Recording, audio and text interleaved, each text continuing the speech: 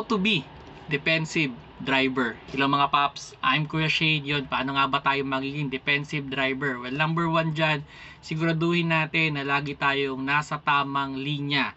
Kung tayo ay kakanan, siguraduhin natin na nasa kanang bahagi na tayo ng kalsada. At kung tayo naman ay kakaliwa, siguraduhin natin na nasa kaliwang bahagi tayo ng kalsada. Kumbaga, as much as possible, sundin natin yung mga linya. Kung yan ay may arrow sign, no, kung may nakalagay dyan na diretso, diretso lang dapat tayo. At kung tayo at meron namang sign na pakaliwa, kakaliwa lang tayo. Siguraduhin natin na tayo ay nasa tamang linya palagi. At ang number 2, dapat matuto tayong gumamit ng mga navigational app para at least, kumbaga pag tayo ay nagda-drive, hindi tayo yung parang naghahanap. Kumbaga, alam na natin kung saan tayo papunta, kung saan tayo liliko, at kung saan naman tayo dediretso. Yun, as much as possible, patutulan natin gumamit ng navigational app. Then, yun, number 3, mas maging mapagbigay sana tayo sa kalsada. Huwag yung masyadong maging aggressive. Kumbaga, paunahin natin. Kung mas mabilis sila sa atin,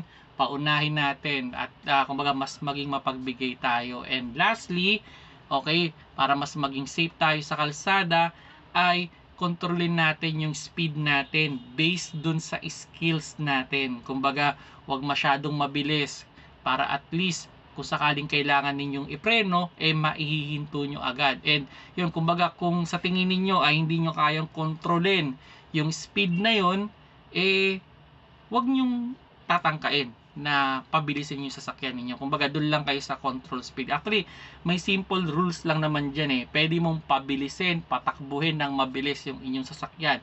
Basta, pag kailangan ninyong ihinto, maihihinto ninyo yung sasakyan. Yun nga . Kung mabilis kayo, there's a tendency na hindi nyo agad mahihinto yan. Kaya, dahan-dahan lang sa pagdadrive, no? So, yun mga paps, no?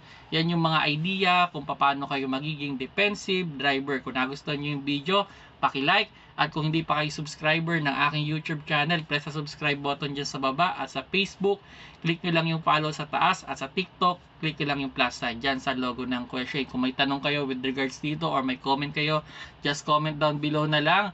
Ayun, keep safe mga paps, and don't forget to like this video.